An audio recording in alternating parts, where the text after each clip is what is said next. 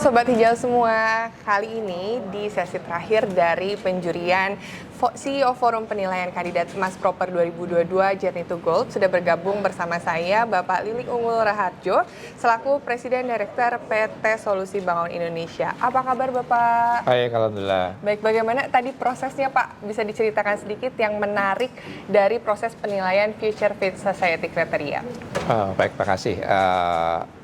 Tentang Future Fit Society sebenarnya ini sangat sejalan, align dengan strategi kita di dalam menjalankan bisnis dan operasi kita, di mana ini kan bicara tentang masa depan yang kita mau ya. Masa depan yang kita mau adalah masa depan industri yang low carbon atau karbon rendah, masa depan industri di mana membawa manfaat atau added value buat masyarakat dan stakeholder semuanya, masa depan di mana kita meminimalisir pencemaran, masa depan yang kita mengadopsi circular economy dalam pemanfaatan limbah untuk menjadi limbah atau sampah menjadi bahan bakar alternatif, misalnya seperti itu. Kemudian masa depan bagaimana kita menjaga keanekaragaman hayati dan juga kinerja lingkungan. Nah, seperti yang kita ketahui sama-sama ya Sobat Hijau, kalau PT Solusi Bangun Indonesia ini merupakan bagian dari PT Semen Indonesia. Nah, saya pengen tanya nih Pak, program atau upaya apa yang sudah real dilakukan oleh perusahaan dan bisa masuk ke dalam kriteria penilaian proper tahun ini? Baik, tadi kita jelaskan tentang di antara Future Fit Society, yaitu masa depan low carbon. Kita mempunyai carbon footprint ya, CO2 roadmap, di mana pada tahun 2030 kita harus melakukan penurunan emisi karbon sekitar 30% gitu ya. Apa yang kita lakukan? Melakukan efisiensi energi, pemakaian energi listrik, energi thermal, kemudian pemanfaatan alternatif fuel atau bahan bakar alternatif yang itu bisa banyak mengurangi CO2, terus kemudian mengurangi clinker factor, itu diantaranya. Dan ini yang nyata sekarang sudah terjadi ya, yang menjadi unggulan kita yaitu bagaimana kita mengolah sampah kota menjadi bahan bakar alternatif atau yang kita sebut dengan reduce and refill. Di antaranya itu, di samping inisiatif yang banyak yang lainnya gitu.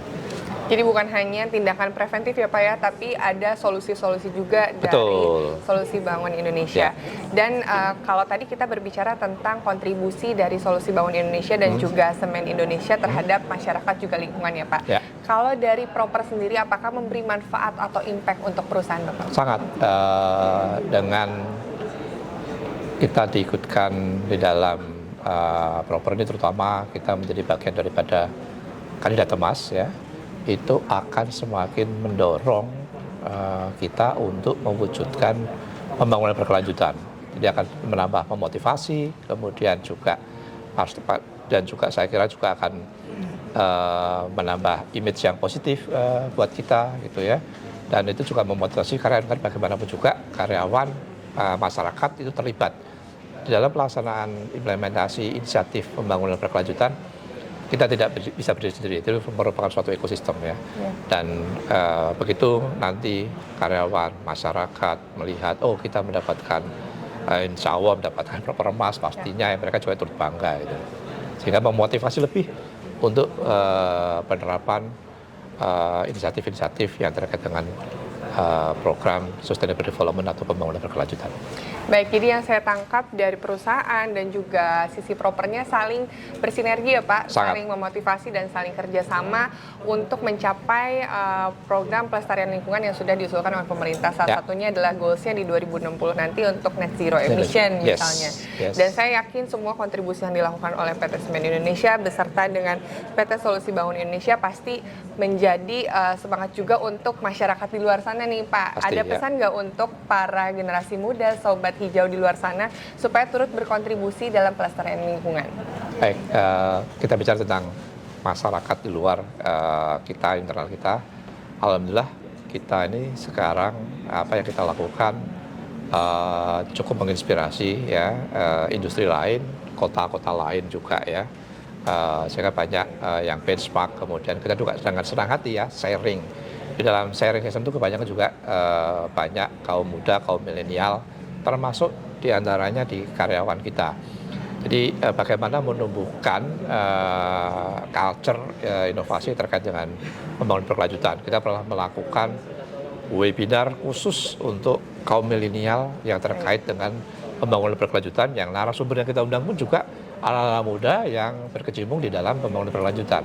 Itu diantaranya. Dan alhamdulillah sekarang saya lihat mereka mengerti, karena kan value daripada perusahaan suatu karyawan ingin join, ingin bergabung, ingin bekerja, itu kan juga mereka melihat visi kita gitu ya.